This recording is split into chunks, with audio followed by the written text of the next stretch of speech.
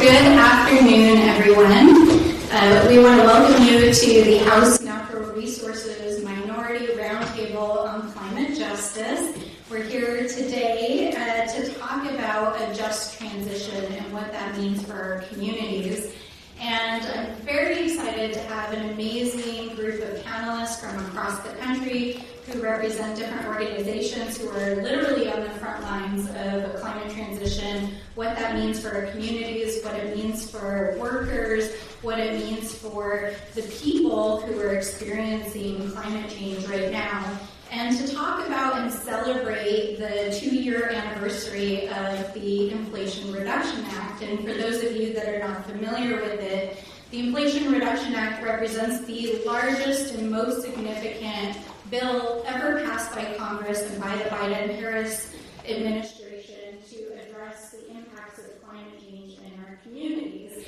And in addition to the largest and most significant bill in American history, it actually represents the largest and most significant climate bill that any country has passed in the history of the world. And I think a lot of people don't entirely know what the Inflation Reduction Act is, how it's touched down in our communities, and understand the implications. But certainly in New Mexico, we are ground zero for climate change. I represent 10 counties in central New Mexico and Albuquerque, which is the largest metropolitan area. We are already experiencing the impacts of climate change, including extreme heat, irregular rainfall, and monsoon seasons. We've seen a diminishing of snowpack over the years, and every day our communities are experiencing extreme weather events. In fact, just last month, our communities at Mescalero Apache Nation and Ruidoso in Lincoln County experienced the most catastrophic fire we've ever experienced, and even to this day are still experiencing extreme flooding events as a result of that. So climate change is here. We are seeing the impacts every day, and we know that we have to prepare our communities both to respond to the extreme weather events that are resulting from it, as well as to help our communities benefit from this huge transition our planet is going to have to experience as a result of adapting to the climate crisis and changing our energy mix. And for me, this is a very personal journey. I've worked in the sciences my entire career, working as a water resources professional, and in particular working on water and climate resilience and drought planning, but also because my own family is a story of the energy transition. In fact, I would not be sitting here today as a congresswoman had it not been for my mother, who was a union-strong construction worker who literally helped to build the coal-fired power plant that is currently undergoing transition because of the climate crisis in San Juan County in Farmington, New Mexico, and my own father, who was a boilermaker and worked as a welder in the oil fields in New Mexico. So in some ways, I feel like it was my destiny, as my parents were working as fossil fuel workers when I was just a child and brought into this world and have spent my career working on these issues. But I think the particular importance and part of why this is so personal for me is that we have to make sure that as we transition our planet and our country, that it is done in a just, equitable, and sustainable way for our communities. And you can't just flip a switch and hope that it's all going to fall out in the best way to help our communities. And so that's why it's so important that we not only celebrate this 2-year anniversary of the Inflation Reduction Act and the bipartisan infrastructure law and all of the historic legislation that the Biden-Harris campaign and the Democratic Congress passed last Congress, but to talk about what it means for our communities. How are our communities accessing these funds? How are they repatriating and bringing back Made in America jobs to our communities? How are they transforming their own energy mixes? And how do we ultimately ensure that equity is baked into the process? Because these bills were specifically designed when we passed them to ensure that it would be a just transition, that those individuals who had experienced and communities that had experienced underinvestment for generations would actually have a fair shake at accessing those resources and a fair shake at putting them to use to transform their communities, not only to take advantage of clean energy, but to transform their own economic opportunity. So in New Mexico, that means low-income communities, that means immigrant communities, it means tribal communities, it means communities that have often not been thought of when public policy was being developed around energy. And it means that we ensure that they see the benefits of these investments. So we've been on a journey here in the Democratic side of the Natural Resources Committee to really understand what justice, equity, and resilience means for our communities, how we can improve the investments for our frontline communities, and especially those that have resource constraints and infrastructure and human capital constraints, and those that are most in need of these investments so that they can benefit from them. And we've spent many, many months over the last several years listening to our communities, hearing from frontline organizations, from workers' advocates, from tribal leaders about what we can do to address the needs of our communities, as well as working hand in hand with the Biden-Harris administration through their Justice 40 initiative and their other climate and environmental justice initiatives. And I would be remiss if I did not also acknowledge that our chairman, currently ranking member, but soon to be chairman again of this committee, Raul Grijalva, has been working on environmental justice issues for many, many years. And so this very much continues the work that he has done with a specific focus on climate impacts and a just transition as we're thinking about the energy mix and the future for our communities. So I'm excited to have our panelists here with us today. And before we hear from our panelists, I would love to provide the opportunity for our esteemed guest, Representative Debbie Dingell, who has been on the forefront of this effort for many, many years. Well, thank you, Representatives, for all of your hard work. And I, too, am a member of the Natural Resources Committee, and as I listen to Rep. Stansbury, and I'm glad that she's convened us, I find myself thinking of many different issues over the years. I lived in the town of Dearborn for almost 4 decades, which Rashida and I would fight over, which was, unfortunately, part of it was the most polluted district zip code in the country. And still is a school, the Saline Elementary School, which sits there surrounded by a petroleum company, a steel company, and an auto company. And I myself had an asthma attack when doing a town hall in that school. And that's why we need to make sure that the resources that we are working so hard to get, and we, by the way, introduced the Thrive Act 4 years ago, but climate justice is a key part of the environmental justice movement. And in the last Congress, we passed the Inflation Reduction Act, or the IRA, as we all call it. It's a worst named bill in the world, and the bipartisan infrastructure bill, Investment Jobs Act, which included the greatest investments in climate and environmental justice in the world's history. That is a reality, and too many people don't know it. Provisions in both of these landmark legislations seek to facilitate a just transition through the development of clean energy technologies, new jobs in the green economy, increased tribal consultation, and more. And I think what's very important is that people become frightened by the new. And what we need to do is to make sure that people have the jobs and the skill training for the jobs of the future, but keep those jobs here in this country.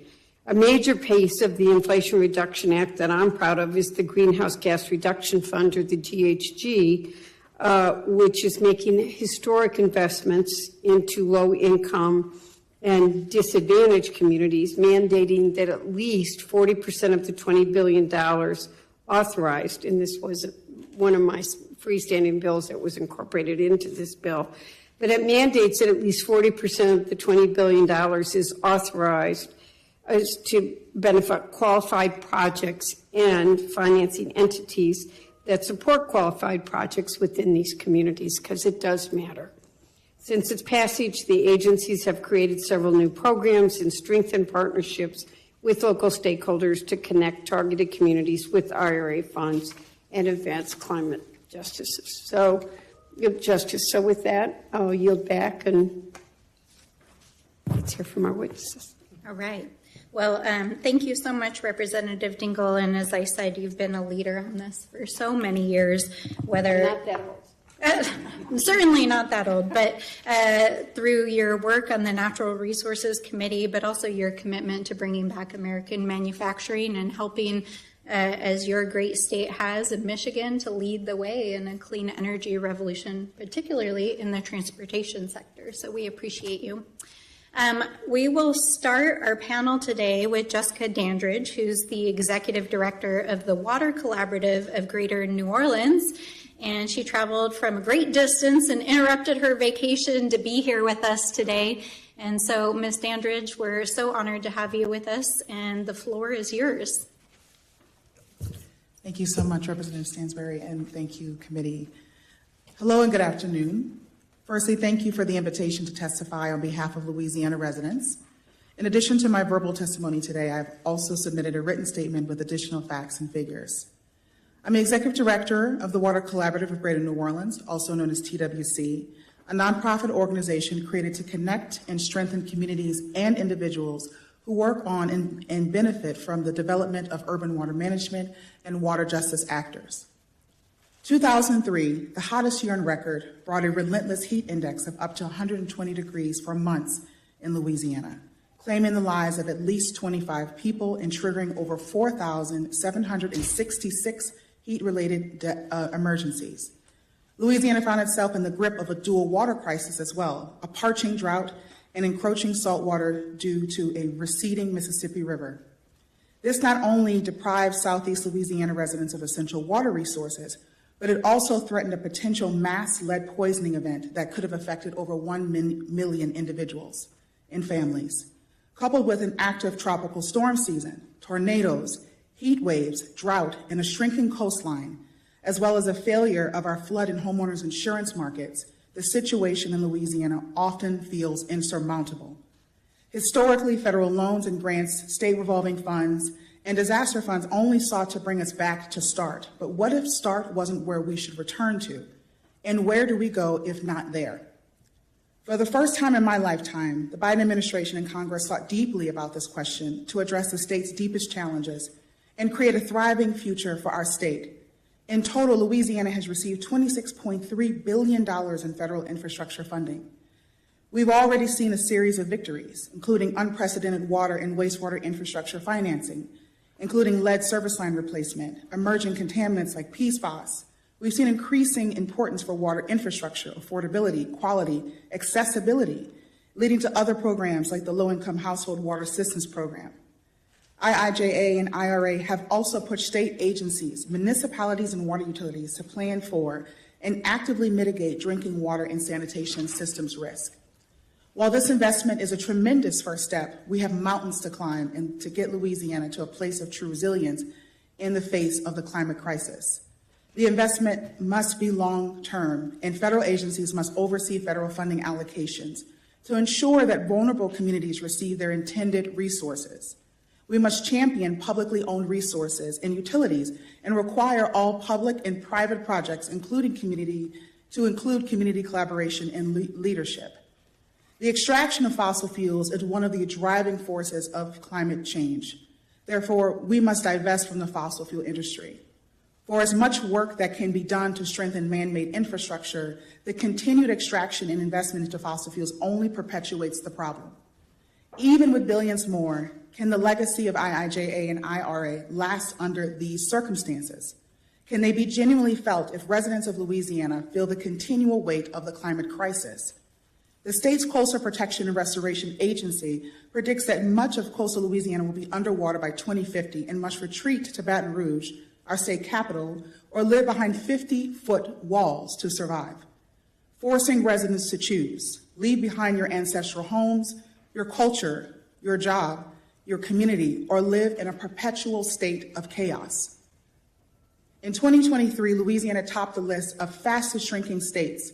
So while investment is critical, it must be met with innovation, collaboration, and communal knowledge.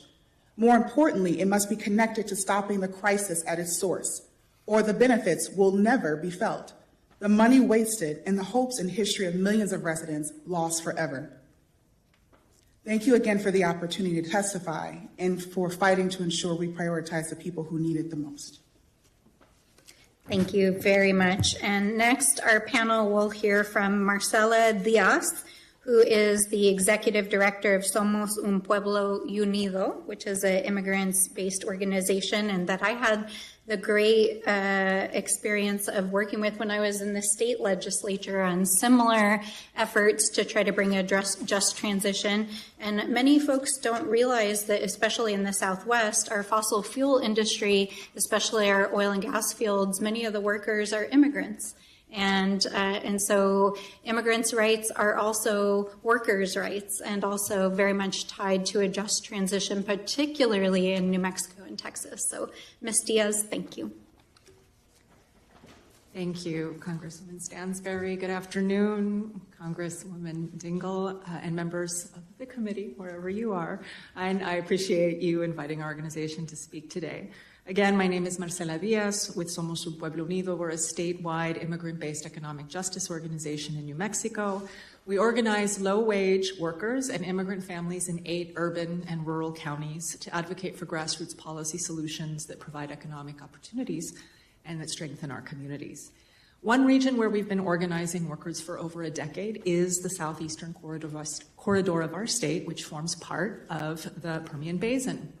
In 2022, New Mexico was the nation's second largest crude oil producing state after Texas, and the 7th largest producer of natural gas. This fiscal year alone, oil and gas revenues will account for over 1/3 of New Mexico's general fund and state budget, resulting in transformative investments in social programs. But who are the people generating this money, and at what cost? According to New Mexico's Department of Workforce Solutions, 55% of our energy workers in the state are people of color, 48% are Latino, and about 15% are women. While information about the percentage of those in our state who are foreign-born isn't readily available, all you have to do is ask immigrant members, their employers, elected officials, who is fueling this industry. And as you mentioned, Congresswoman Stansbury, it's immigrants. The counties in this region have seen steady population growth of Latinos over the last 15 years, while population growth in the rest of the state has remained stagnant. So immigrants really are a part of driving some of the population growth in some of these rural communities of our state. We recently commissioned a study with the University of New Mexico Center for Social Policy to understand the working and living conditions of immigrant oil and gas families and what their ideas are for a more diversified economy and a robust and adequate workforce development infrastructure. Over 100 oil and gas workers and their families participated in the surveys and focus groups. Additionally, 30 program heads and representatives of adult education and workforce development programs were interviewed. Some of the key findings of the Southeastern New Mexico Oil and Gas Workforce Study include: 1, immigrant lives in oil and gas country are not temporary. The vast majority surveyed have lived in that region for more than 5 years, many for more than 10, 15, and 20. These jobs are dangerous. 46% of the respondents said they had experienced an injury on the job, and 80% said they know someone who had an accident or died on the job.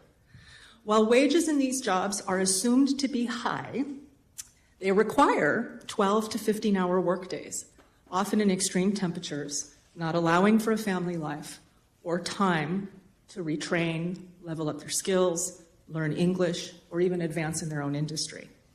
There's also a physical shelf life for many of these immigrant workers who work in the field, and undocumented workers retire without access to their Social Security benefits. During industry downturns, undocumented workers do not have access to unemployment insurance, and this was particularly problematic during the pandemic when they were laid off and could not access federal relief. And very telling, 78% of those interviewed in this region said they did not want their children going to work in this industry. Our members, currently tethered to this industry, would like a transition to sustainable jobs with less grueling and dangerous work conditions. 95% of those surveyed said they would participate in job training programs if they were free and accessible. They noted the need for more in-person adult education and language instruction programs, short-term certification programs, customized training for jobs that are available and exist now, and better access to online courses. We also identified other structural barriers to skills building and workforce training for jobs in emerging industries. New Mexico's workforce development infrastructure, primarily funded by Title I of the Workforce Innovation and Opportunity Act, excludes undocumented immigrant workers and does not allow flexible funding for more robust regional sectoral partnerships with worker-based organizations, businesses, colleges, and community-based training providers. While our state has received significant investments so far from the BIL and the IRA, it is unclear how much of that has actually resulted in new or expanded training programs in this region of our state. These funds can be more flexible and less restrictive than WIOA dollars, but community-based training providers, worker-based organizations like ours, worker centers, local governments, and regional workforce boards need to know that those workforce development funds are there and how they can access them and make them available to local communities and providers. A just transition for immigrant oil and gas workers requires deep and early investments in building a robust workforce development infrastructure that is not only geared towards the industry. This includes major funding for new and improved adult education, high school equivalency in Spanish and English, integrated education programs for difficult-to-reach workers, multilingual certification programs, and pre-apprenticeships and traditional apprenticeships. While community colleges can serve as hubs for these trainings in rural areas, wonderful hubs for these trainings, we also need investments to strengthen community-based eligible training programs and community-based providers. Additionally, pathways for legalization for undocumented workers and unemployment insurance benefits are essential. Increased support, wraparound services, including a guaranteed supplemental income, while in skills building and certification programs are also crucial. I'm very proud that the state of New Mexico in this last legislative session approved a what we would think is an unprecedented approach to providing cash transfers, recurring cash transfers, to low-wage workers who are in training programs, integrated education training and adult education training programs. Community engagement and worker voice must be a part of developing these certification programs to ensure that these federal investments reach our communities and that marginalized frontline communities are not left behind. Experts project that peak oil production in southeastern New Mexico will happen within the next decade. State and federal policymakers must make early investments with braided funding in renewable energy and infrastructure projects and educational and training programs. This will prepare frontline workers for a transition away from oil and gas and give them a fair shot at new jobs in emerging industries that result from this federal economic investment. Policy solutions must not leave behind undocumented workers, immigrant workers, women, rural youth, and adjacent industry workers. Not only would that be unjust, but it would also result in a less robust and diversified economy that our whole state deserves. Thank you. Thank you so much. I do want to just take a moment to welcome Representative Castor from the great state of Florida, who is also the former chairman of the Climate Select Committee, which was a bipartisan committee during the last Congress that helped to initiate and lead all of this work. And so we follow in the great footsteps of Representative Castor and are grateful that she was able to make it today. Representative, would you like to offer any thoughts before we proceed with the panel? Well, thank you so much, Chair Stansbury. Thank you for calling us together and listening to these very important voices from across the country. I think at this point, let's get on with the testimony, and then we'll have some questions. Thank you. All right, great. Thank you so much. All right, so next we're going to hear from John Doherty. He is here in his capacity with the Blue Green Alliance Foundation as a board member. And for those of you that are not familiar, it is an alliance of workers' organizations, particularly tied to advancing the needs of our unions and especially our trades unions in this just transition work. He is also a member of the International Union of Painters and Allied Trades. And we're really grateful to have you here today. So, Mr. Doherty, the floor is yours. First of all, thank you for inviting me to speak today, Congresswoman. Can we get you to turn your mic on? How's that? So thank you for inviting me to speak today, Congresswoman. I'm John Doherty, Senior Advisor on Infrastructure, Workforce, Climate, and Equity for the International Union of Painters and Allied Trades, and a steering committee member of the Blue Green Alliance. My title reflects our commitment to addressing workforce gaps while ensuring social, economic, and environmental justice are at the forefront of our efforts. As everyone here knows, the passage of BIL, IRA, and CHIPS are significant because they represent the biggest ever investment in climate action in a clean energy workforce. But these laws are also significant because they create an opportunity to maximize the public benefits of these investments for workers, communities, and the environment. However, we have more to do to train a workforce to fill the jobs created by these laws. Workforce development is at the crux of our economic and community development. It is not just about filling jobs, it's about creating sustainable careers that support families and the communities in which they reside.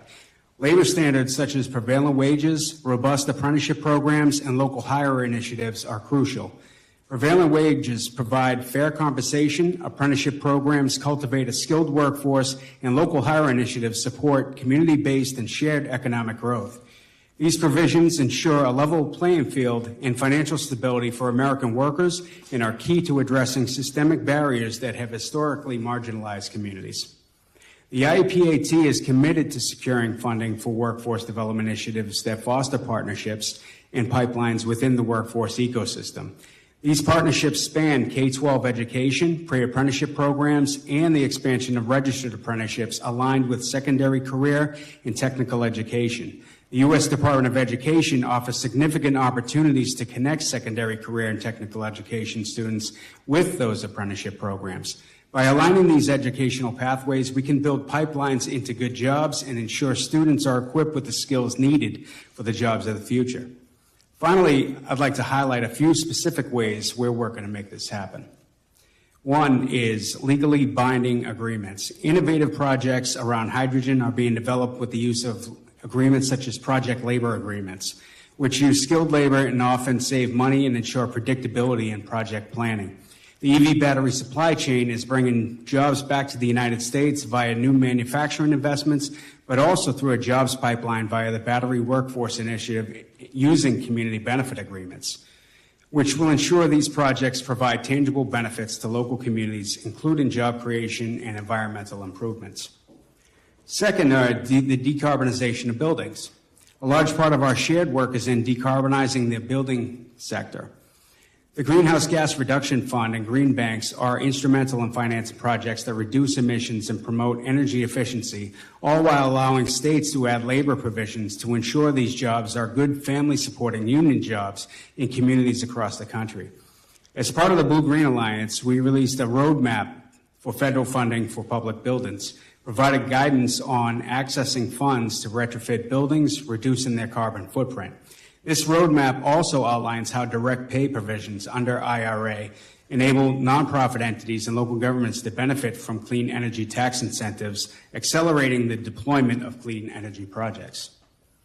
And lastly, I'll mention the Career Skills Training Program at the Department of Energy.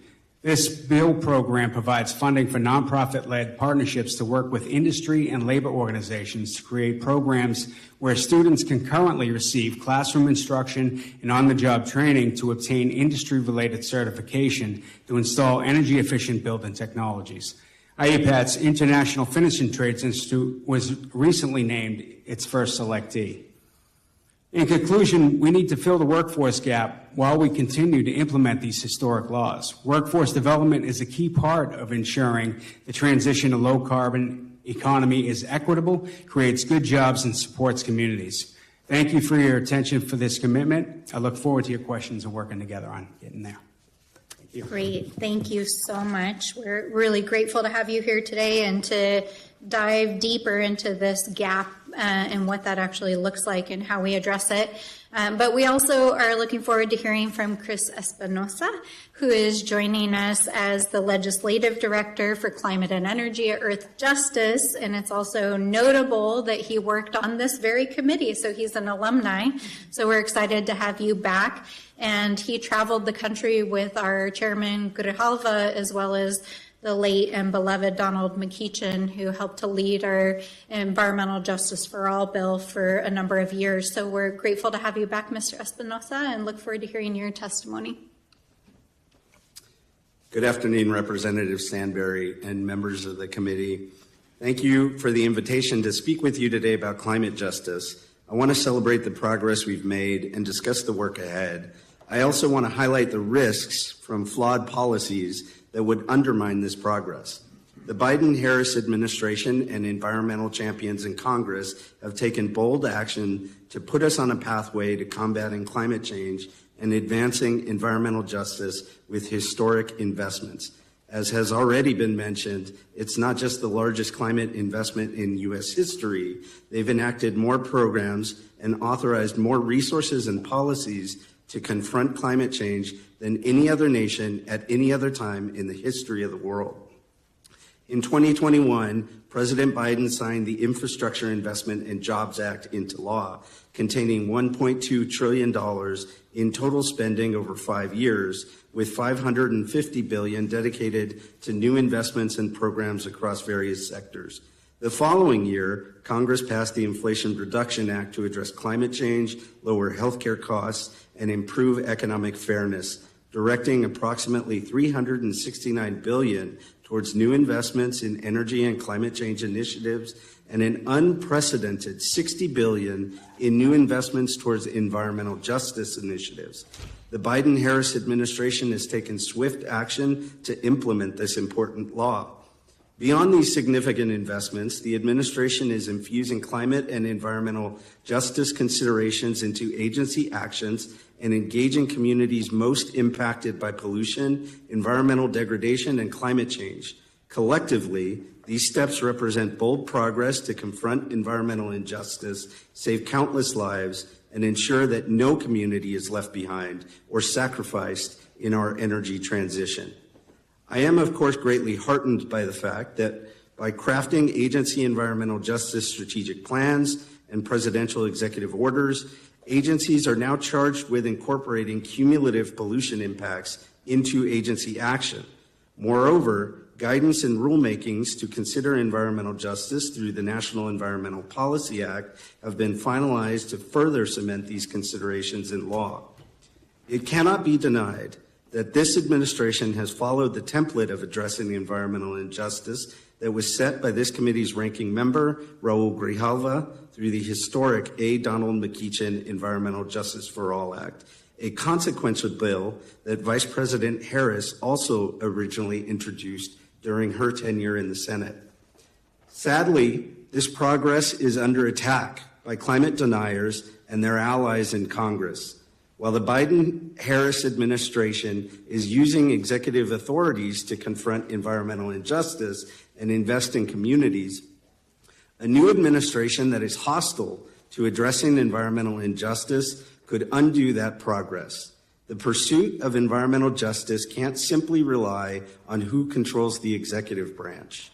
Communities need durable policy change that has the force of law. They need the passage of the EJ for All Act.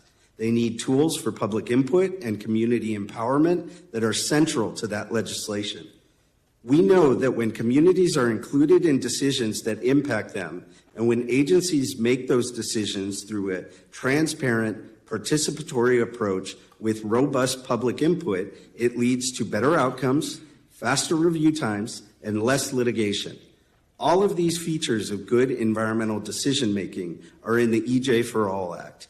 It envisions a future where communities are protected from cumulative pollution impacts, where communities have a say in how to transition from fossil-dependent to clean energy economies and are provided the resources to accomplish their own community's vision for a just transition.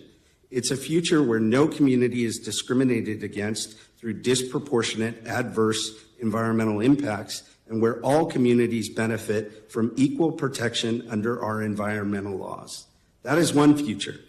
Unfortunately, powerful polluting industries and their congressional allies are pushing for another future, one where communities are further stripped of their ability to comment on agency decisions through arbitrary and unreasonably short comment periods, limited access to life-saving information, and denied the right to seek redress in the courts, all to increase polluter profits. I'm not speaking in the abstract here. It's happening now. Just this week, the Senate Energy and Natural Resources Committee will vote on the Energy Permitting Reform Act of 2024, a bill from Senators Barrasso and Manchin covered in the dirty fingerprints of polluting industries. Among other things, it greenlights a dangerous build-out of fossil fuel infrastructure that will further exacerbate harm in communities already reeling from the worst impacts of climate change and pollution. This is unacceptable, and without strong pushback, it could become the new status quo. Which future we choose, which path we take, will largely hinge on the decisions that you make as leaders and representatives in Congress. I urge you to choose a path of climate and environmental justice. Thank you. Thank you, Mr. Espinosa. And we were also going to be joined today by another panelist named Atza Chavez, who's another New Mexican, but unfortunately she's not able to be here today, but she did send her testimony written. And so I do want to just read a little bit from it to ensure that her voice is a part of the mix today, and hopefully we'll have the opportunity to have her in person again. So Ms. Chavez is a member of both the D-N.M or Navajo Nation and Kiowa Pueblo, and she's the executive director of NAVA in New Mexico Votes. And this is the testimony that she submitted to us. In New Mexico, the climate crisis disproportionately affects Indigenous communities. Our lands are facing unprecedented challenges from wildfires, drought, flash flooding, and shifting ecosystems. These challenges threat our cultural traditions, well-being, food security, and economic stability. We are all out of balance. Recently, with the support of resources from the Infrastructure Investment and Jobs Act and through the Indian Reservation Roads Program, we have made strides in addressing some of these changes. These funds have enabled us to enhance infrastructure resilience, develop renewable energy projects, solar and water infrastructure, and bolster community-led conservation efforts. For example, we've seen deployment of solar panels and power essential community services and the revitalization of traditional agricultural practices to promote food sovereignty. However, despite these successes, significant barriers remain. Many communities who are interested in applying for these funds rarely get the opportunity to compete for them. Many tribes, nations, and pueblos lack the internal capacity or access to technical information required, face challenging agency platforms, or lack matching funds. They face capacity issues in effectively utilizing allocated funds due to limited technical expertise, bureaucratic hurdles, and timing limitations. And training is crucial for ensuring that these resources translate into tangible benefits on the ground. And Ms. Atza Chavez recommends these recommendations for next steps. To overcome these challenges, I propose several solutions. First, increasing funding for technical assistance programs tailored to Indigenous communities is essential. These programs should focus on capacity building and project management, renewable energy development, and sustainable agriculture. Second, streamlining bureaucratic processes and enhancing coordination between federal agencies and tribal governments will facilitate smoother resource allocation and project implementation. And we also need more nonprofits with the ability to help tribes, nations, pueblos, and rural communities to apply for funding. In conclusion, addressing the climate crisis requires collaborative efforts and targeted investments that empower Indigenous communities. By leveraging the IRA and the infrastructure resources effectively, we can build resilience, preserve our cultural identity, and create sustainable futures for generations to come. She urges federal partners to continue engaging with tribal leaders and organizations to ensure that these initiatives not only succeed but thrive. So we're grateful that Ms. Chavez was able to submit her testimony, but like I said, hopefully we'll have the opportunity to talk to her more in person. And with that, I would love to turn it over to my colleagues, and I'll ask some questions after they've gone. But Representative Dingle, the floor is yours to ask some questions. Thank you, and thank you for convening this, and it's really great to see all of you here today. Let me start with Mr. Espinoza. Michigan has its own federal funding technical assistance initiative through EAGLE and the Department of Energy, Great Lakes and Environment. How can we make it easier for states and local governments to navigate federal funding opportunities? And how can we ensure these investments are getting to the places that need it the most? Thank you for that question, Congressmember. I think it's really important that as these programs are being stood up, in many cases very new programs, that agencies reflect on what it takes to actually implement a program and receive a grant, and look at processes and guidance in a way that enables communities to define what's best for them, whether that be taking innovative strategies and approaches to how they implement the work on the ground, or taking more time that's needed to do the necessary public engagement to build programs and projects that reflect what communities on the ground actually need and experience.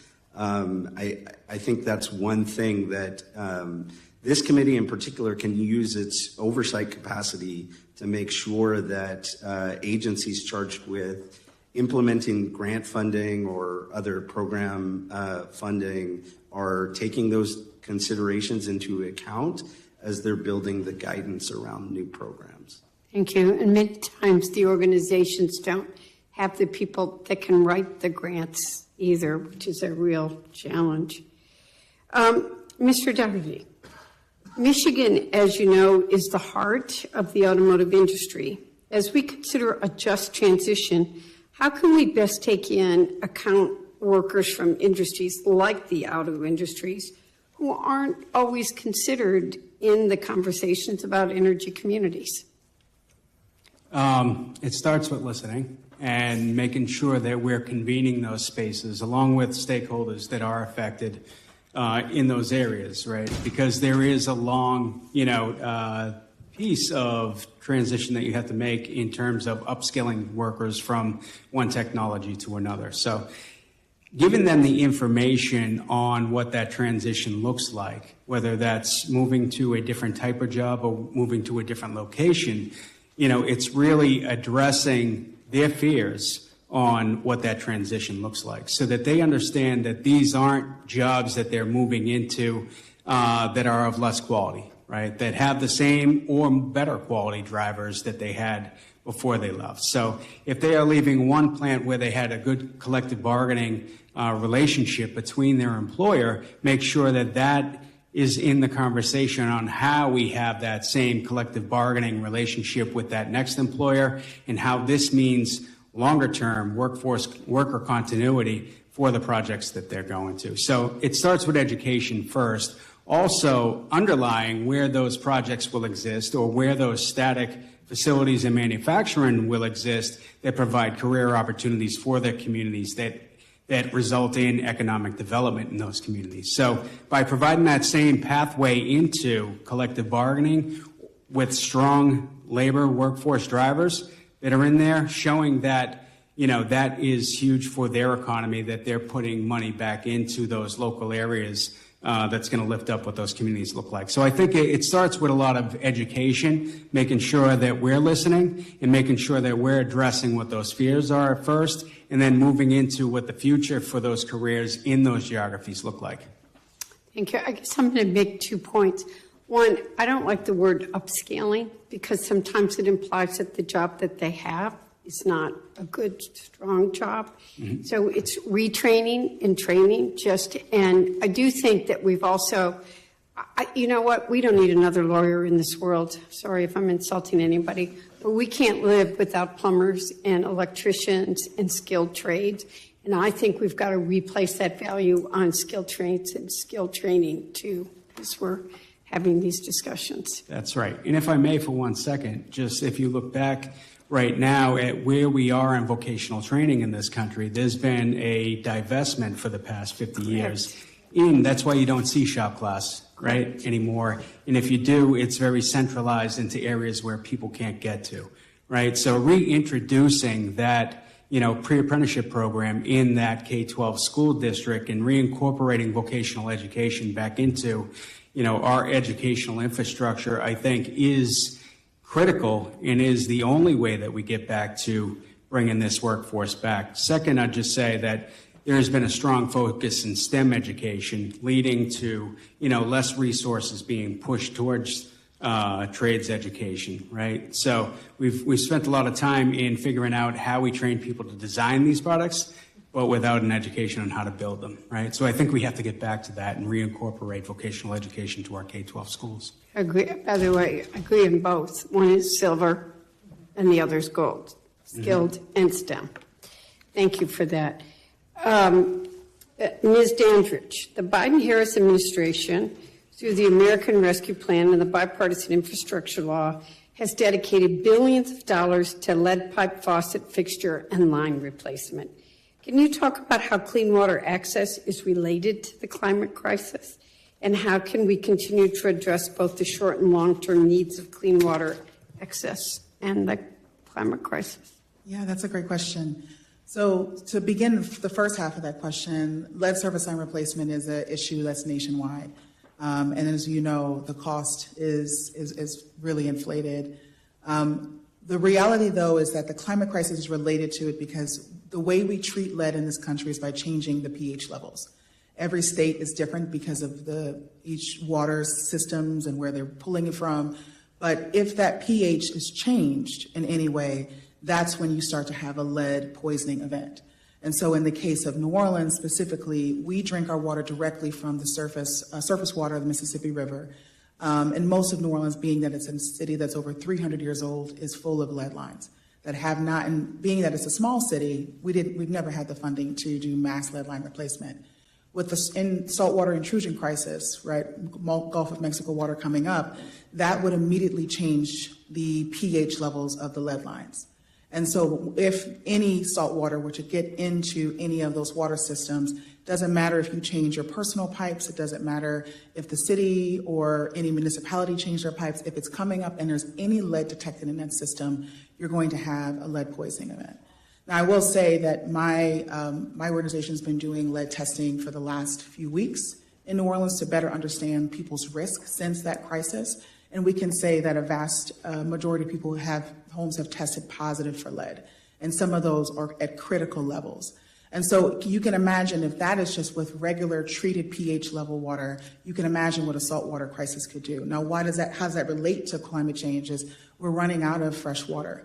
Because of drought, most states are feeling it right now. Even Louisiana, which is a water-rich state, is going through drought. Or in other cases, the water is being used by multinational corporations.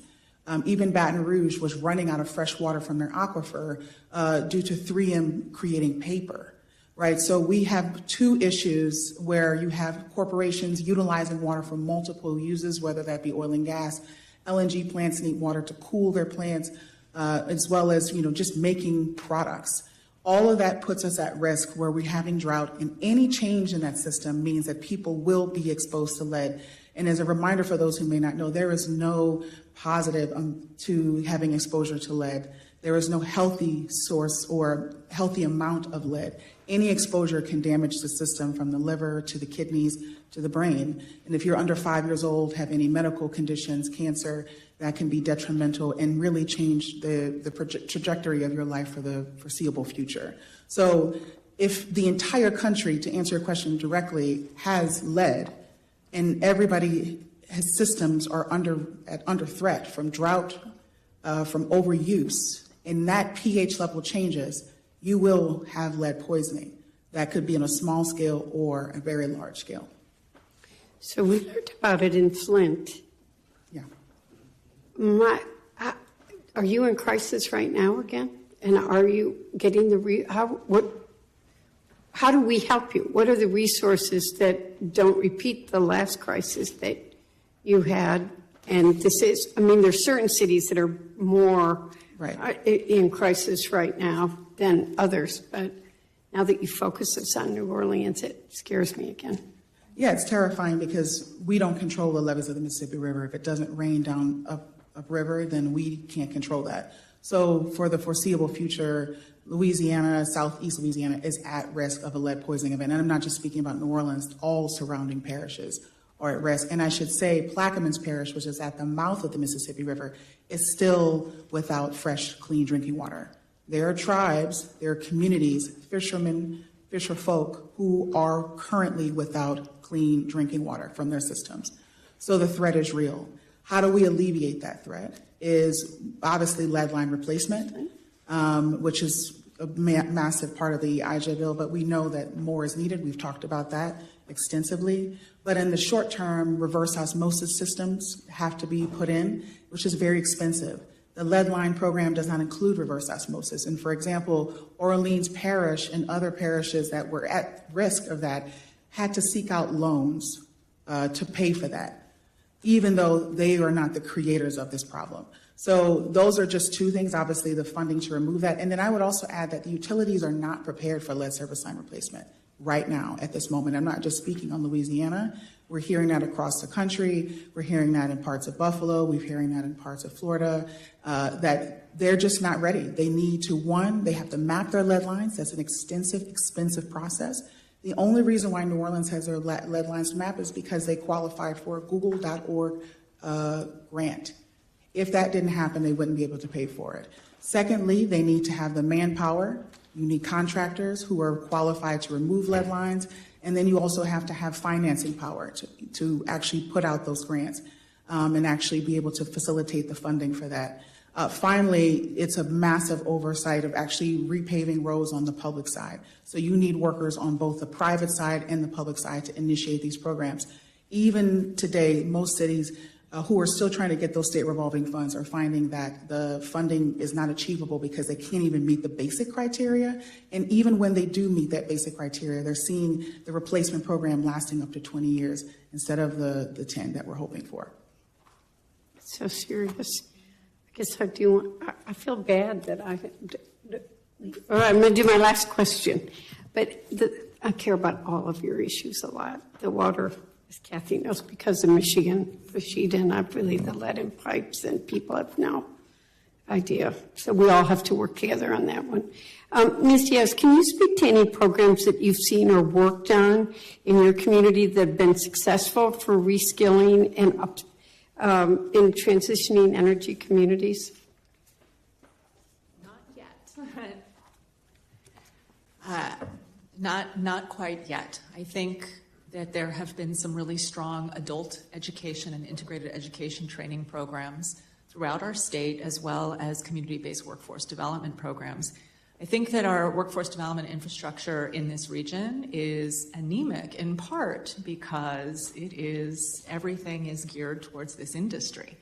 And so you don't see a lot of opportunities for folks to be able to level up their skills in other industries, participate in some of those adult education, integrated education training programs, pre-apprenticeship programs, et cetera. And there is hope. And our state just went through a year-long process to update its WIOA state plan. And for the first time that we saw, there was a real effort to bring in a lot of different actors, organizations, not just industry, not just providers, but worker-based organizations, immigrant workers, oil and gas workers for the first time. And so I think that our new state plan will definitely reflect that. Unfortunately, most of our workforce development system in New Mexico is funded by WIOA, and so by nature it is exclusive and doesn't always allow for those robust sectoral and regional partnerships with organizations that represent, for instance, undocumented immigrant workers. And we don't just represent undocumented immigrant workers, also documented. But in this community, what you see is, you see in Carlsbad, for instance, a waiting list of about 100 people who want to take ESL classes. But because there isn't enough WIOA funding, and that the way that the funding is being drawn down or distributed, they can't open up a second class, even though, and it's because they have a really strong set of folks there who understand that if you have a early or late afternoon class, you'll get one set of folks, and then if you have an early evening class, you might get actual immigrant oil and gas workers to come to your classes. We also see a dearth of childcare provision. We've made historic investments in our state for childcare and for early childhood education. And just earlier today, the Early Childhood Education Department said that we are going to need, within the next 3 years, 20,000 new child care and early childhood education workers. Who's going to be filling those? Well, it can be immigrant women and men, but mostly women and women of color, but they need on-ramps. And so what we see is that there has been some new state funding that will help support this, including an additional set of dollars that will go to our adult education division of our higher education department for integrated education training programs, which allow people to go to ESL classes, high school equivalency classes, literacy classes, soft skill classes, while getting a credential and a certification program with extra support services.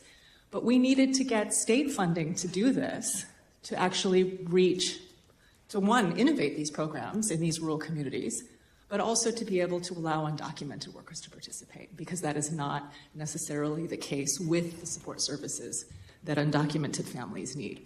And so I'm very optimistic that our state is looking at these disadvantaged communities, but it would be incredibly helpful if we, beyond WIOA dollars, can bring in some of the workforce development dollars from the BIL and the Inflation Reduction Act funding, so that we can actually put this money into these communities for not just those wraparound services, but for the innovation.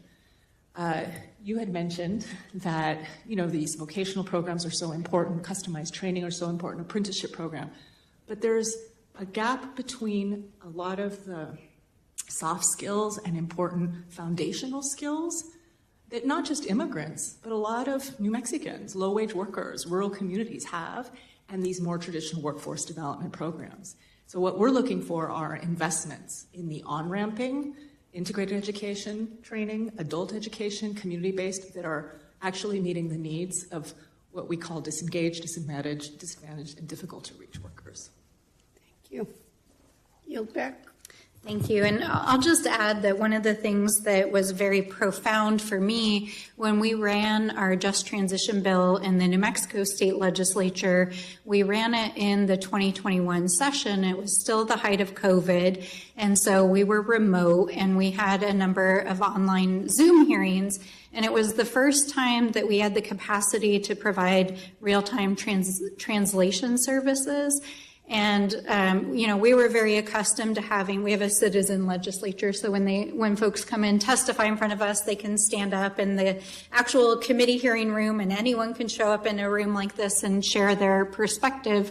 But when we had those hearings, we had people come and testify in like 5 different languages.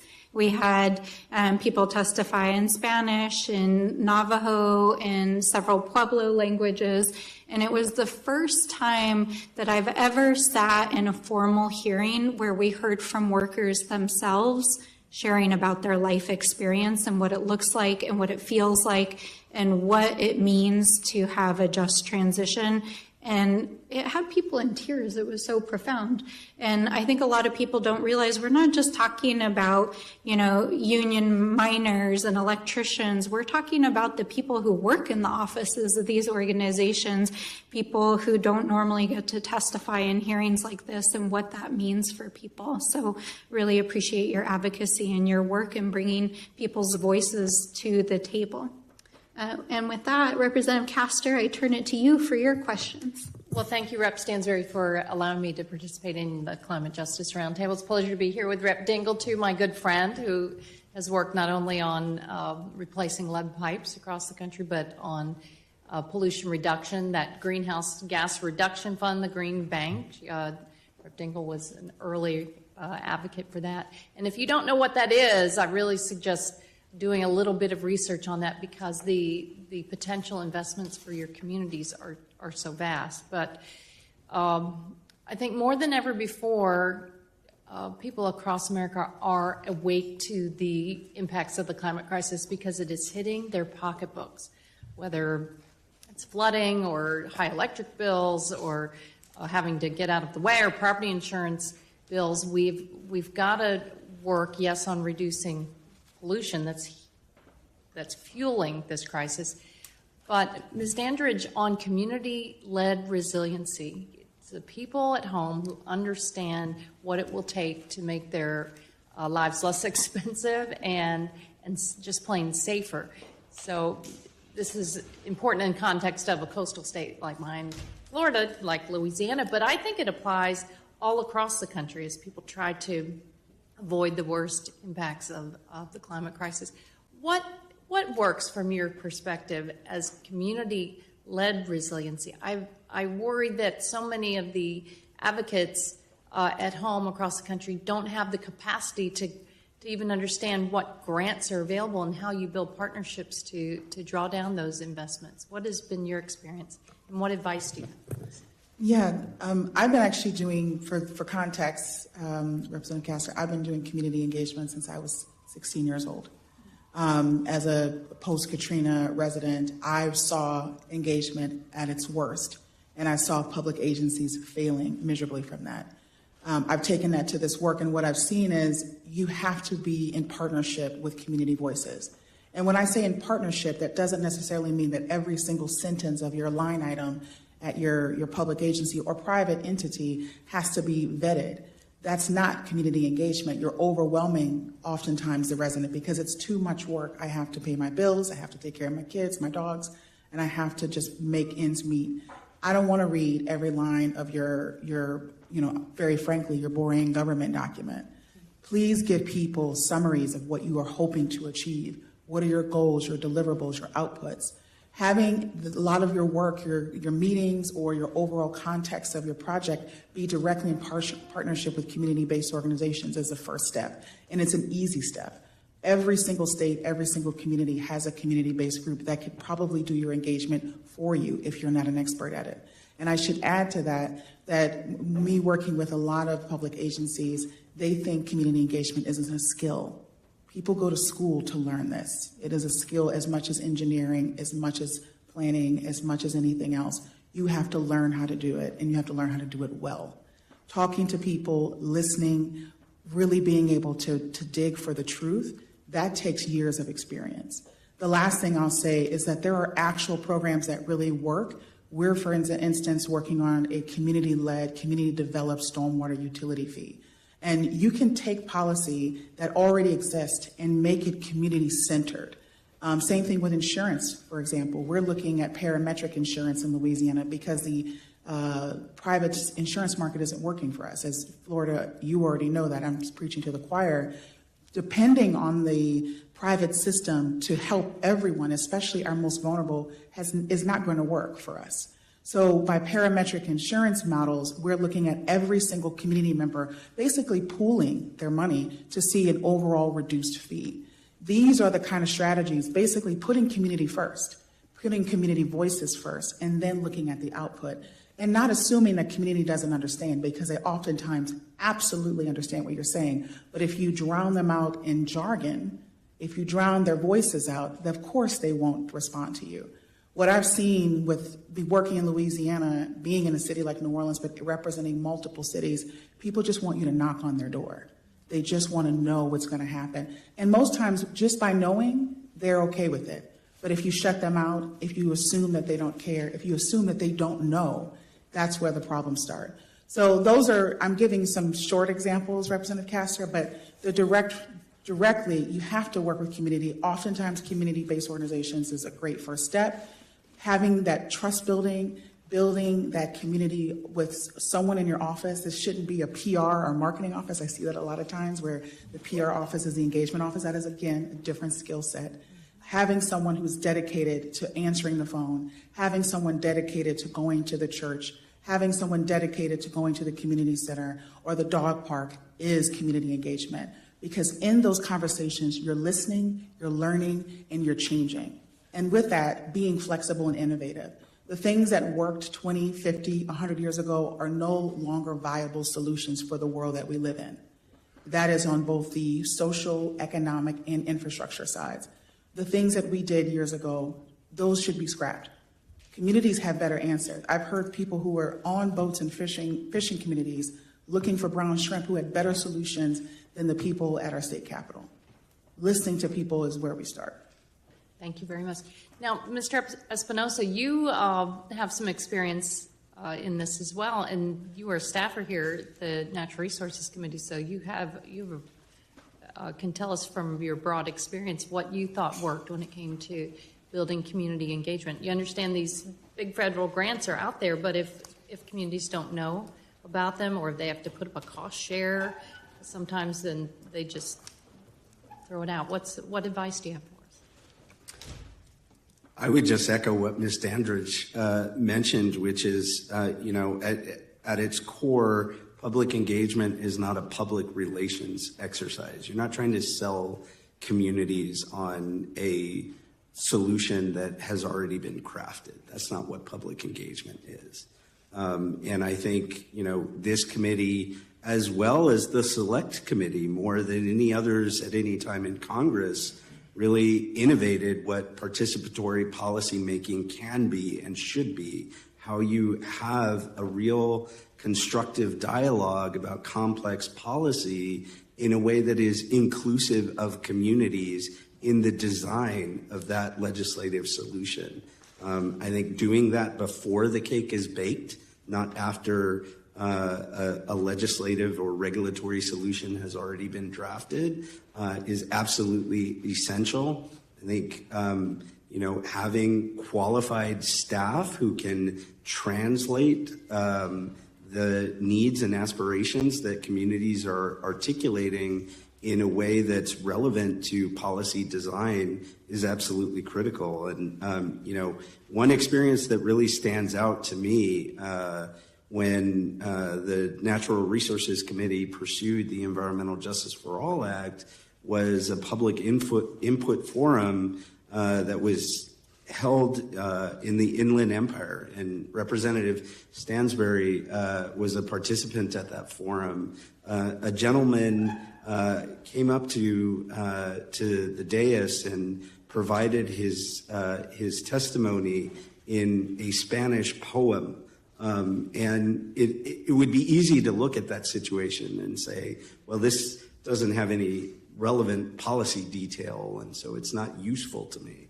But if you really unpacked the sentiments expressed in the poem, he was talking about cumulative concentrations of air emissions from the rail yard and the warehouses, and all of that was central and relevant to a core provision of that bill. So I think just reorienting agency staff and congressional staff around what is useful and relevant in policy design is a worthy exercise. That's great. And I hear you on the workforce development and the skills and need for on-ramping, just teaching basic skills. And back home in Florida, I see a lot of good work in our traditional public high schools that want to do more. But at the same time, you're not going to believe this. The Florida, well, maybe you will. The Florida legislature and Governor DeSantis passed a new law that prohibits local governments from establishing base requirements for apprenticeships in a lot of their construction contracts and other contracts. So I'm not going to take up time today, but would you give us some recommendations in writing if there are states and communities that throw up those kind of roadblocks? I mean, silly stuff. What are other ways that we can help build the skilled workforce that we're going to need? And I'll yield back. Thank you. All right. Well, thank you very much, Representative Castor. And, part of why we're having this hearing today is right now we're in the minority as the Democratic leadership of Congress. And so we're not always able to have proactive hearings about things that we care about for our communities. And so it's really a breath of fresh air to have people from our communities be here to actually share ideas with us. And I think we're very hopeful that we'll have the opportunity to craft more legislation, more budget initiatives, and to be able to do things that are actually useful for the American people. But as all of you have said in various different ways, we need your feedback, we need your engagement, we need your good ideas, and we need the good ideas of our communities to be able to do that. So we're grateful to have you here today. So to that end, I'm going to ask all of you to answer the same set of questions, and then I have some individual questions for each of you, but I want to give you the questions first so you can think about them as I'm asking the individual questions. So the questions that I want each of you to answer is, what additional legislation do you think would be helpful or useful for Congress to pass to help address a just transition? It could be new or novel ideas. It could be things that make the existing legislation that's already passed more accessible, more useful, or it could be expanding programs. And then what specific ideas do you have for things that the federal bureaucracy, the agencies can do to make it easier for communities to access resources? And it's okay in this space to share the good, bad, and the ugly, because part of what we want to do is take your ideas back and help with implementation. And then the third question that I'll have each of you address is, looking out from the communities that you work with on a day-to-day basis, what good ideas do your communities have that need to be on the table in addition to any other ideas you shared in your testimony? So while you're thinking about those, I'm going to ask each of you some follow-up questions I had listening and from your testimony. Ms. Diaz, thinking about the ideas that you brought here to the table today about supporting our immigrant communities and the need for language access as part of the just transition. This is an idea you rarely hear at the national level. It's something that I think our communities talk a lot about, and I'm going to ask some questions of Mr. Doherty around trades as well, is talk to us a little bit more about, you talked in your testimony, for our workers who are working in industries that are very labor intensive, they've got long hours, they've got very limited time outside of those jobs to even think about what an alternative for, their future would look like. And yet, as you shared, many workers would like to see alternative options. So what do you see as some productive ways that policies and community leaders can engage with workers on the ground to hear from them about transitioning the workforce development ideas, educational opportunities, and also how to reimagine those local economies, because we need those very same people that are working 12-hour days at the table. So what would be some productive ways to kind of create those spaces? Well, thank you for that question. It's what Somos Un Pueblo Unido does. We organize. If you could press here. Thank you for the question. Organizations like Somos that are worker centers, that are economic justice organizations, and that are community-based, this is what we do all the time. I will say that one of the things, and this goes a little bit to Representative Castro's question about how to effectively do community engagement, public engagement, is that it's actually very resource heavy to do something like that. There aren't, most of our members are not unionized, and so they don't have that voice through which to speak in this region. They have each other through a community-based organization like Somos. And it's actually very it takes a lot of resources. We're a completely we're philanthropically funded, and we're funded by our members and by donors. And so the work that we do to commission this report, to recruit 100 oil and gas workers to participate in focus groups and surveys and interviews with University of New Mexico. They probably wouldn't speak with researchers from the University of New Mexico if they didn't have that intermediary in their communities made up of other immigrant oil and gas workers who aren't coming and saying, we want to take away your jobs tomorrow. Because that would not be a viable message or strategy in these communities. But what are your best ideas? What are your challenges? What are your best ideas to build out a workforce development infrastructure in your community? And what do you want to see in your community? There is funding for community engagement. It's just very hard for community-based organizations to access that federal funding for community engagement because many of us are small or medium-sized organizations. And a lot of these funds come in the millions. And so I know my organization isn't ready to apply for a $10 million community change grant, right?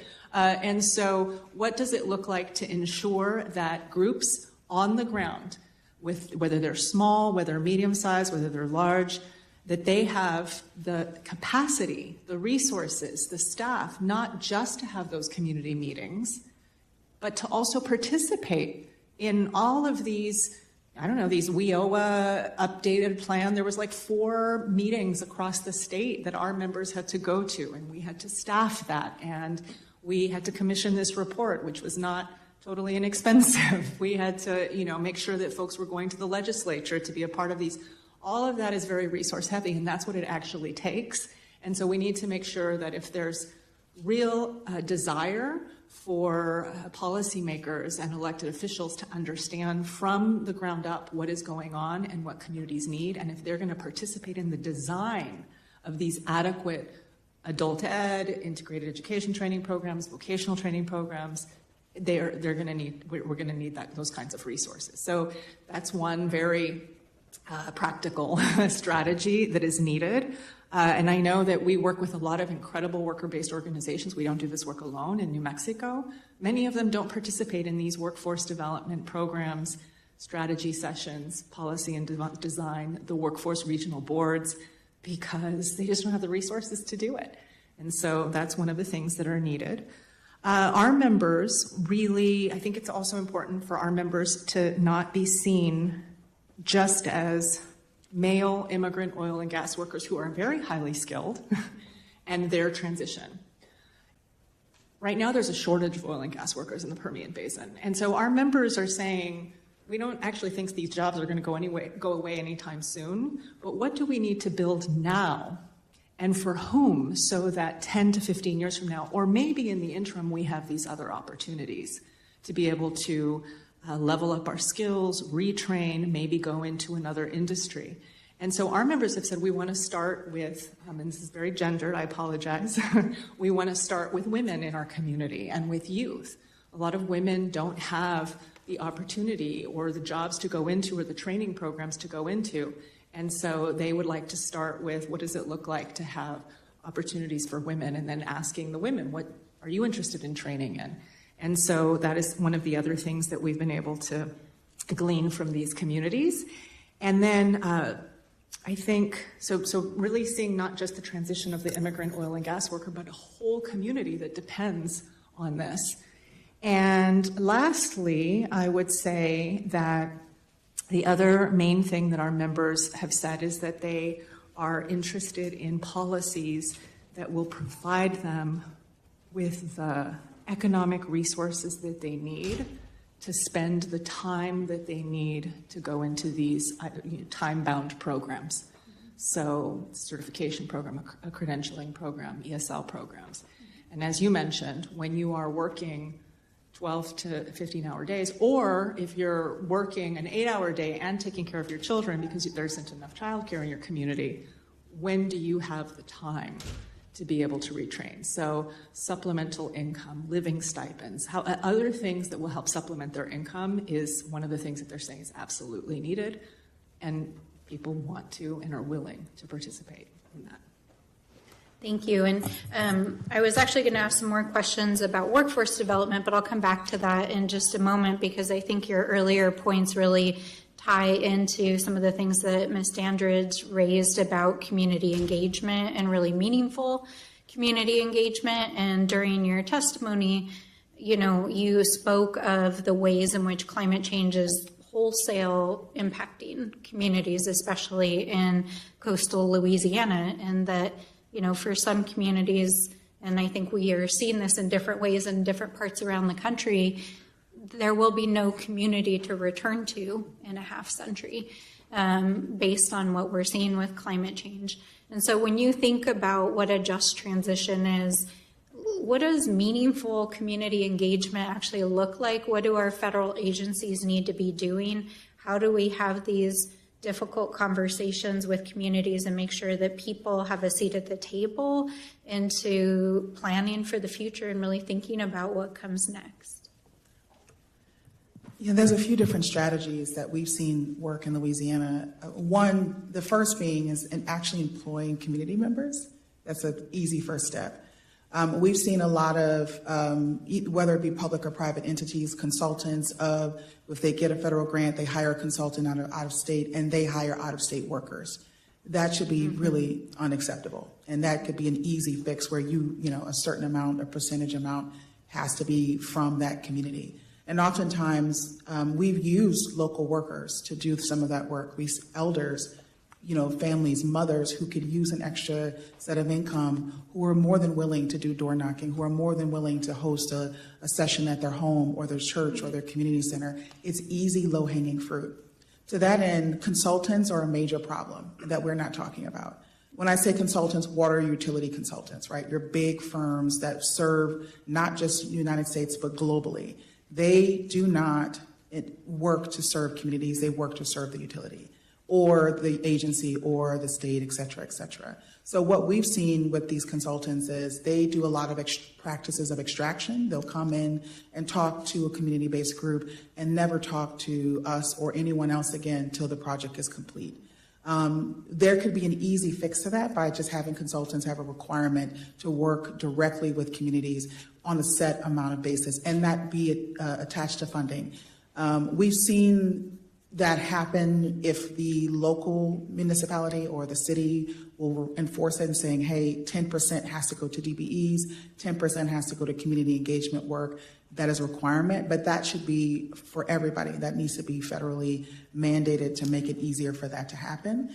And then the last thing I'll say on community engagement is that we've seen a ton of progress on the areas of community engagement through some of the agencies when they do training. So we're talking about training here, but I've learned a lot in this role. Engineers, planners, architects, their idea of training is 3 working meetings and a presentation that's on PDF. That is that community engagement. So actually having skills and trainings that are either presented by the government or maybe other people that are employing that can help out a lot too, because we understand that budgets are real and that most communities may not actually have the budget to have a full-time staffer or a full-time person that can do that work all the time. But if they have trainings and expectations being set, it's more than feasible. So those are just, I don't know if that helps with that question, but those are things that we've seen, those small little tweaks that actually have really big impacts and outcomes.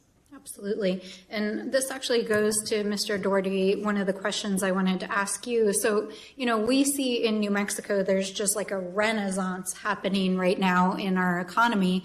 And a lot of it is due to these bills that we've been talking about, the Inflation Reduction Act, the infrastructure bill, we have more jobs than humans right now in New Mexico, but oftentimes because of the speed with which these projects need to be contracted or built out, there isn't a pause to say, can the local workforce do this work? And if so, what would it take to make sure that they can? So, for example, we have thousands of wind and solar jobs that are coming our way over the coming years. We have lots of welders and electricians and linemen that are ready for these jobs. Mm-hmm. But oftentimes, even in our renewable industry, outside workers are brought in because there's not an attention to trying to build local workforce. So I was struck by what you said about it has to be written into the legal contracts, partly, not just project labor, but local hiring. So could you talk a little bit about that and talk a little bit about the reskilling aspect of it? Because, you know, we got to think 20 years ahead, and we got to get our teenagers and young people pipelined into these programs for sure. But there's already lots of skilled tradespeople in our communities that would work in these industries if they had the opportunity. So how do we address the gap? In a lot of ways. So I think first thing is people think a little esoterically around registered apprenticeship and what that means, right? That it is one, steadfast thing that isn't flexible, right? I think that we all the trades have different programs where they have ways to reskill their current journey people, to get them, skilled on new technologies that are constantly coming out, right? So there is always that path to assess what workforce already exists and offer those reskilling courses to upgrade their skills to do that work on new technologies. Second, there is a lot of pre-apprenticeship pipelines being built in areas that could serve as kind of a long-term solution to building out that workforce in that area. I think it all comes to a point where you need to ensure that there are job quality drivers that are attracting people to those jobs, right? So if people are coming from other places to jobs because they have, higher wages, retirement security, healthcare attached to them, how are you keeping people in those areas, right? And we see a lot, I don't know if you can tell by my accent, but I come from Boston, and we had a lot of that brain drain from people coming into our colleges in the area, but then leaving to other areas for jobs where they had better opportunities. We solved that in Boston by bringing in companies and bringing in, better work opportunities for people in those areas. A lot of the tech companies came in. But in the meantime, we were building those projects. So, you have that similar situation to a grand scale across the country where you have a lot of these mega projects being built in areas where there isn't a dense population, there isn't union density in those areas, there isn't a strong workforce pipeline built around those. So thinking around how we create that infrastructure in those areas, you'll see a lot of ancillary projects coming out of these mega projects that are happening. So you'll see housing, you'll see retail, you'll see all of these other things being built in those areas. If we're thinking intentionally about how we target that to retain that workforce that comes in, but also to make sure that that pipeline exists within, either a pre-apprenticeship model or articulating K-12 CTE education into the registered apprenticeship program. That's how you can address those workforce gaps long term. I think I also agree with the comments from Ms. Dandridge and from Mr. Espinoza around what needs to happen in terms of intermediaries between the different stakeholder groups that exist around construction. You have contractors, you have workforce development boards, you have community-based organizations, you have labor unions. I think in thinking through your first question around legislation that could help just transition, in there is creating a type of workforce advisory board in those states that would serve as an intermediary, that would work with our reps and our senators in those states to ensure that those communities are convened, that we're coming up with solutions together, how best to build that better mousetrap around workforce development and taking in consideration the workforce that currently exists and the workforce that needs to exist in the future. And I really appreciate what you were just saying about making sure. Also, I think that we were just talking about it with Ms. Diaz about voices of workers at the table. But oftentimes it seems like state, local, federal programs that help support the trades don't often include tradespeople themselves in the design of them. Mm-hmm. And I come out of a trades family. My family were skilled tradespeople, union members, and my sister's dad owned a landscaping business. So I grew up digging trenches and operating heavy equipment. And when I went back to school in my early 20s, I went to the Albuquerque Technical Vocational Institute, is what it used to be called. It's now called Central New Mexico Community College. And for $30, I could take a trades class. And we are returning to that now in New Mexico, but there wasn't really a pipeline. Like, I took welding, I took electronics, I took all kinds of random trades classes that were available, but there was no obvious pipeline to translate that into a job for me. Right. And so I ended up going back and getting a graduate degree afterwards because I couldn't figure out how to find a job in the specific trades that were available. And so I think having workers at the table, the unions at the table, and helping to design those pipeline programs is really critical too. Yeah. If I may respond to that, one thing is that you have a lot of programs in the federal government that fund workforce development in different ways and different eligible entities that are able to take advantage of that without really articulating how that worker that is learning those skills end up in a high road job, right? Mm-hmm. So where in the way that unions exist, our training programs are designed for a pool of contractors, right? Signatories that, sign collective bargaining agreements with us, so that worker that goes through a pipeline program, comes through our registered apprenticeship program, is not just placed with a contractor for a job for a period of time and then he's gone. He exists in that union, is known to that contractor pool, and can go from project to project, especially in union construction or construction, wholesale, where those jobs are transient. You go from one project to the next project to the next project. So having that contractor pool in place, that they also have a workforce pool that they can pull from, is really how you articulate that training into high road jobs. Right. And really understanding it from the experience of both community members, but also from the workers themselves. Like, you're not going to just wake up one day and say, whoa, this industry is all going to change. I need to do X, Y, Z. You're going to wake up and say, I'm dead tired. I have to go to work again. Oh, and maybe I could look into this, but I don't have time today. There's got to be systems put in place to help workers think about what is the next step and how do you get there. Yeah. As an industrial painter, back when I was in the field, I worked for a lot of different companies, but all ended up being the same rate, the same wage rate that I got, the same healthcare benefits, the same, so nothing changed there. So that was huge for me in whether or not to stay in that field, right? If that had changed every time I changed the job, I would try to figure out something that was more stable. Yeah, and I also think we have to trust workers, right?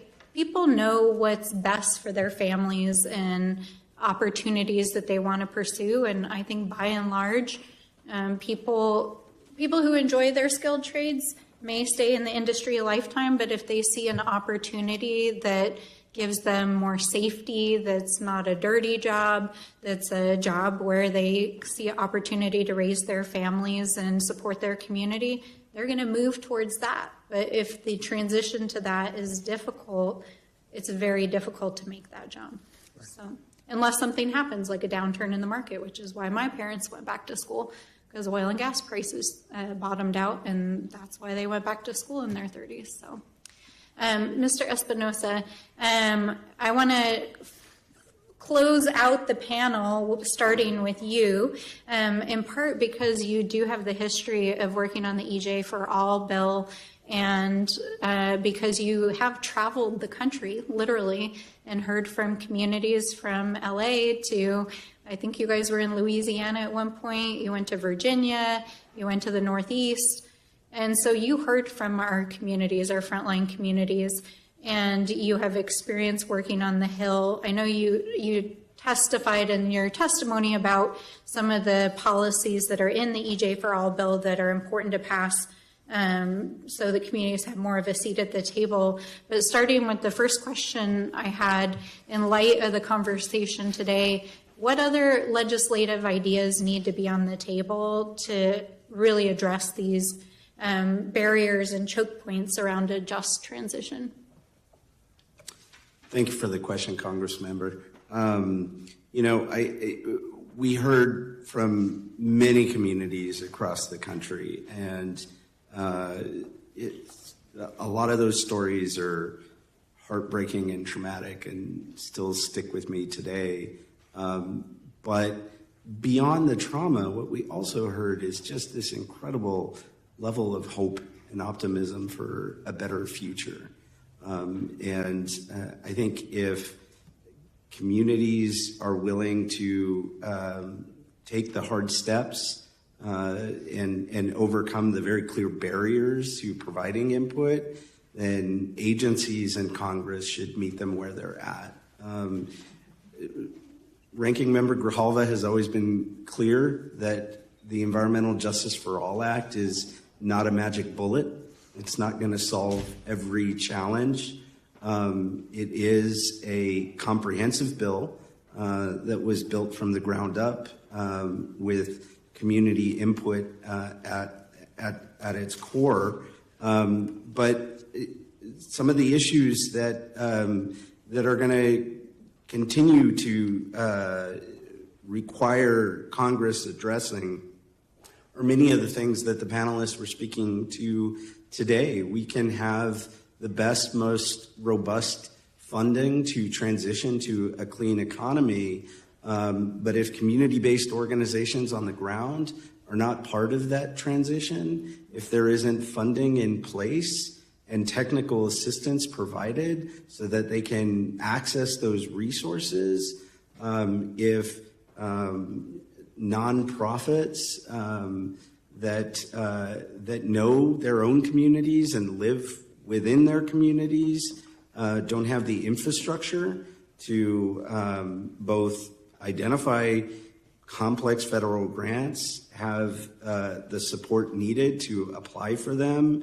and carry out all the reporting and compliance that comes along with that, then the funding's not going to make the impact on the ground that we need it to make. So I think that's an area that Congress should continue to focus attention and resources to, is building the infrastructure in communities to participate and provide their input on policy design, on program implementation, so that they can realize the very powerful visions of what they want their communities to look like in a future clean economy that they articulated to us along the way. There are definitely things that agencies should most certainly not do when it comes to program design. One of the things that we've been hearing from communities around from some of the new programs that were in the IRA was the public input ambitions that came along with those programs, and then agencies relying on recipients of funding to carry out that public engagement, and in some cases, those recipients requiring non-disclosure agreements in order to for community organizations to participate. That is wholly unacceptable, and that should never be permitted from any federal agency. So those are some areas that are worth putting attention towards in terms of oversight should you wield the gavel again, which I very much hope happens. Thank you. And as we're wrapping up, do you have any other big, bold ideas you want to bring in the room for us to contemplate? Or if not, that's okay too. We can submit ideas as we go. But is there any other final words you want to offer the committee? I follow the direction of the ranking member. He's the ideas man. So I look forward to his return to Washington, D.C., and I look forward to continuing to partner with him and you and the members of this committee, along with the communities in the way that you have. Thank you so much. Mr. Doherty, talk to us about what additional legislation or policy or programs you feel Congress or the federal government needs to lift up or work on to address some of the issues that you brought to us. I think, first of all, a lot of it exists now, right? I think there needs to be intermediaries built into relationships, resources, and technical assistance that already exists, right? You have playbooks out there on what federal infrastructure funding is out there, what the intent is, where workforce development funding is. I think that, is a big educational piece that maybe the Congress should take on and understand what's in there for their communities, how they can become interveners, and bring those communities together around what those funds are. I think right now, coming downstream, where those funds are so disparate across agencies, where it's trickling down, I think people are just taking little pieces of the pie and not really seeing it in a holistic sense, that this is a jobs creation moment for everybody, right? It is an opportunity to create workforce development in a way that it should happen across the country versus in disparate ways and everywhere in ways people want to do it. I think there are some pieces in there that have already happened across agencies. One I'll point to is the Good Jobs Initiative in Department of Labor that has gotten the federal agencies around MOUs to matriculate those funds down to the state in ways that they're describing it that leads to high road jobs, right?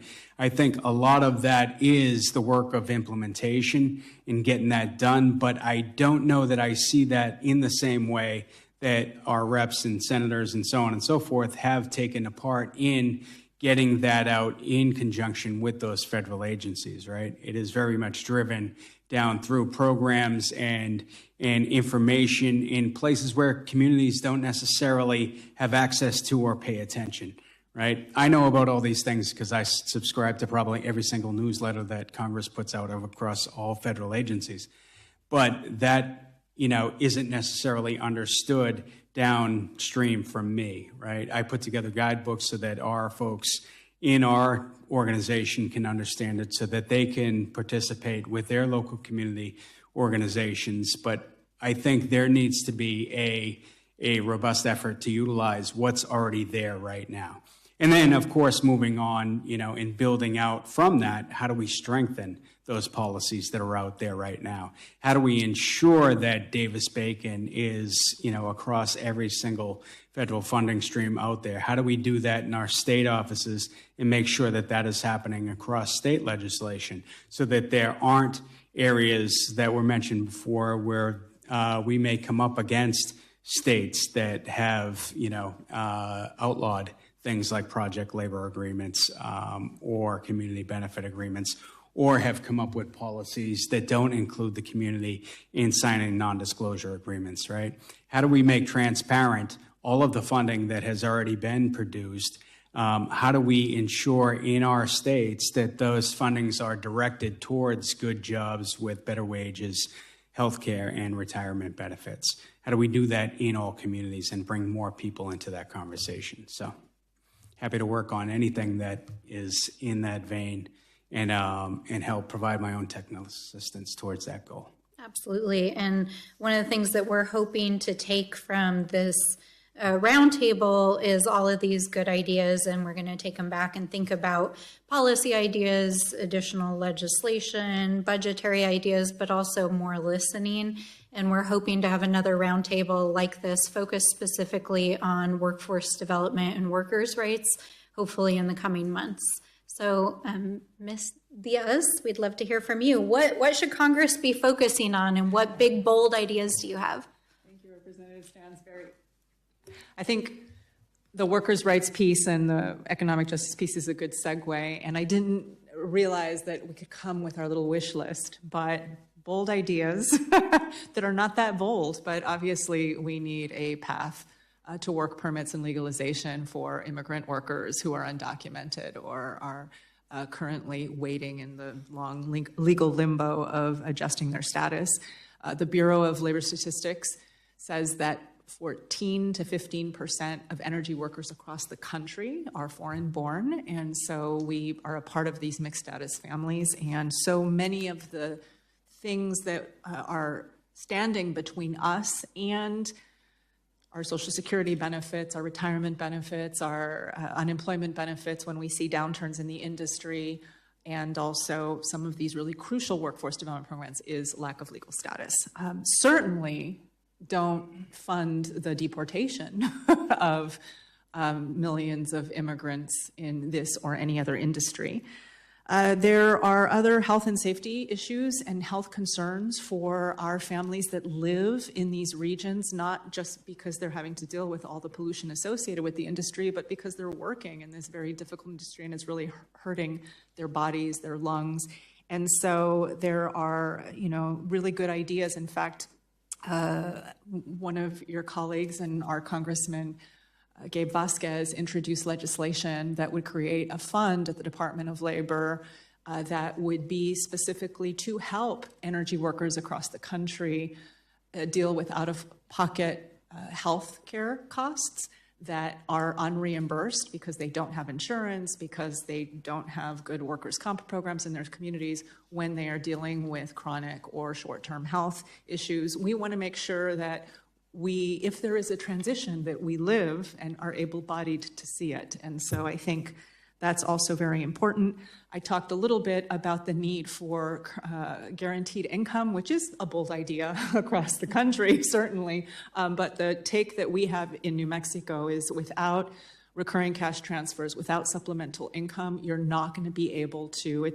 It's a sort of a different sort of version of earn to learn, right? If you don't have this, you're not going to be able to actually shore up your skills, on-ramp, be in traditional workforce development programs, get certifications, and do that. So that is also important.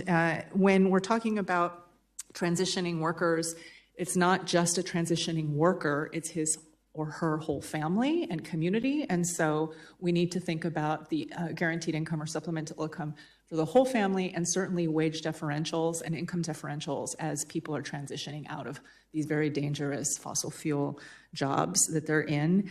And then as Congress contemplates WIOA reauthorization, there's a whole other set of ideas to make that more streamlined and more adequate for our communities. But we really do need to lift a lot of the barriers for immigrants in our communities, because if we're going to meet particularly in New Mexico, I know it's different in other states, but in New Mexico, if we're going to meet the needs of the workers who are actually on the front lines and who are giving life and limb to generate this incredible surpluses in our state that are being reinvested in early childhood education, K through 12 education, other workforce development programs, we need to make sure that all of the results of that and the investments aren't just going to urban communities with really strong workforce development systems that already exist in places like D-N.M in Albuquerque, right, which is our community college, which is really great programs, or even in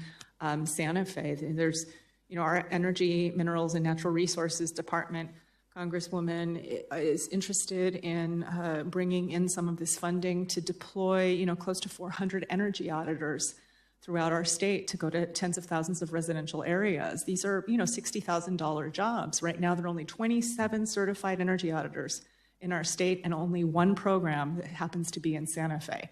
So if we are only training people in Santa Fe or Albuquerque and then deploying them to rural communities, that is very unjust and unfair for women and youth and others in those communities who would like to be able to serve in non-fossil fuel jobs in their communities when it comes to electrification, retrofitting, weatherization, all of the different kinds of jobs, solar panel installation, all of these things that may be available in these rural communities. So those are the, those are the things that came to mind right now as you asked that question. Thank you so much. And Ms. Dandridge, you're going to get the final word from the panel here. Tell us what Congress should be focused on and big ideas that you have through your experience and working in our communities. Absolutely. I have a lot, so I'm going to try to summarize. So because of the Infrastructure Investment Jobs Act, we have a big surplus of money in the water utility infrastructure space. While that's great, it actually is causing more problems because what it's doing is forcing utilities to say, well, I can only complete 20%, 40% of this project, and I'm going to take the rest of it and put it on ratepayers. That's not okay. So ratepayers need to be protected. In order to protect them, we need to see more oversight with the EPA Office of Water.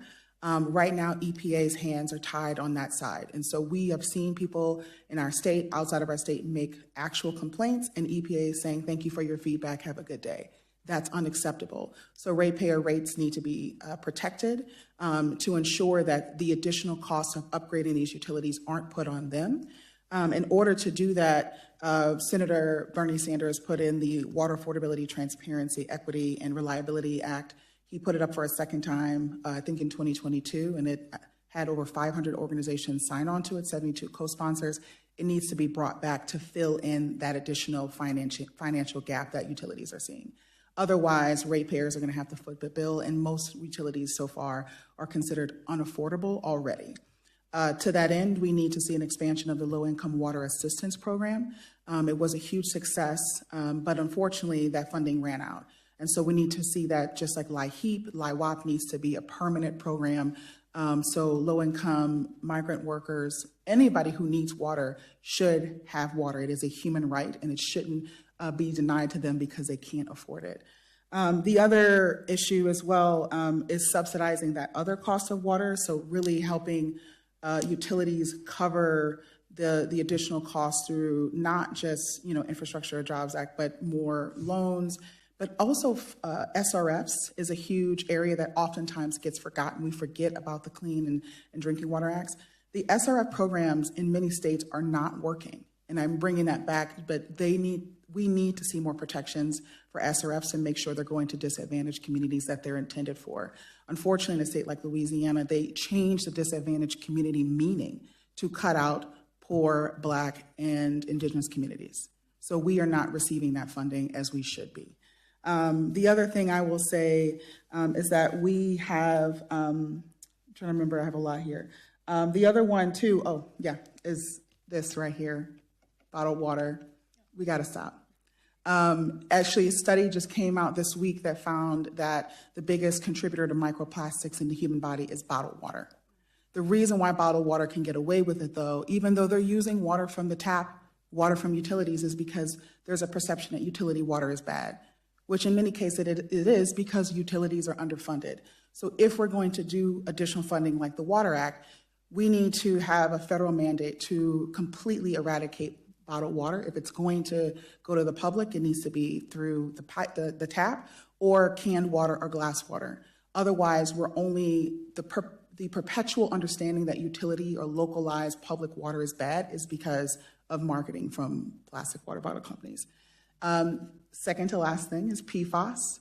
Forever chemicals need to be mandated, and really there needs to be strengthened and bulked up. We need policies in the congressional level to just completely eradicate PFAS.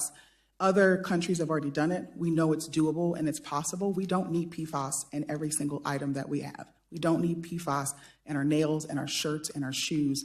It makes absolutely no sense. And again, those forever chemicals have long-lasting harm, as we know. So that's why they're called forever chemicals. In terms of policies, that's something that we've been championing at the Water Collaborative, something called the Water Justice Fund, which is essentially, which I talked a little bit about, but it's a stormwater fee that instead of community members paying for the fee, large entities, state-owned properties, and corporations pay based on their impervious surface. All of that money goes back directly into communities for resilience. So that includes reforestation, green infrastructure programming, workforce development, even fortified roofing programs. There's no way to pay for all of this at the way what we're seeing, and in a place like Louisiana, where all of the city of New Orleans' money tends to just go back up to the state to be redistributed. We don't have funding for resiliency at the neighborhood scale. As we were talking, I got an alert for a flood advisory. I've gotten a flood advisory for New Orleans every single day in the past 2 weeks. So we need flood remediation programs, and the stormwater fee won't just work for places like New Orleans, for example, Jackson, Mississippi, which was in the news for their failed utility. They could benefit from that. So communities that have been historically disadvantaged, that don't have a big tax base, could really benefit from programs like that. So if it's something that is pushed by EPA, pushed by multiple agencies, we can see that. Finally, I know I've jumped a lot at you, but community engagement frameworks need to be required. And I think every single person on this panel has spoken to community engagement, obviously, but a framework, something that is not just a guideline, but an expectation, and actually the law, that you have to have this. We don't want to just recommend it, because people will always try to skirt it because it's expensive, because it takes time, because they don't understand it. Having a framework based on the size and scale of your project, whether it's a $1,000 project up to a $10 million or a $50 billion project, it needs to have a scalable community engagement framework that is associated with that. There are enough community-based organizations across this nation that can help build that, and it needs to be law that it is required, so we don't continue to have the bad examples that we have. People tend to push against climate change because they don't understand it. And why don't they understand it? Because no one's talked to them about it. When you talk to people about it, then they get it. They won't come up with misinformation and all kinds of ideas and conspiracies if you just talk to them. That's going to help make the money that we're spending as a government at the local, municipal, state levels worth it if people really understand what's going on. Thank you. Well, I literally couldn't have put it better. So thank you for closing this hearing out with such important and wise words. And I think that that is really the challenge of the next chapter, which is, luckily, our nation, our current leadership recognizes that climate change is real, it's happening, we've made a historic investment in it, but how do we match that investment, the scale of our ambition, and the speed with which we have to make that transition with the very real needs of our communities, whether it's workers, it's at the neighborhood scale, it's families, or it's state, local, and tribal governments who are trying to figure out how to implement these solutions on the ground. And we can't do that if we don't actually listen to our communities. So I'm just very grateful that you all came on a Monday afternoon, especially we were hoping to have this hearing while we were still in session, but we got sent home early because unfortunately legislation wasn't moving on the floor. But we're going to have more of these roundtable discussions, and I want to say thank you for those of you especially who traveled to be here with us and who've been doing this work for many years. We appreciate you so, so much. So to be continued, and with that, we are adjourned.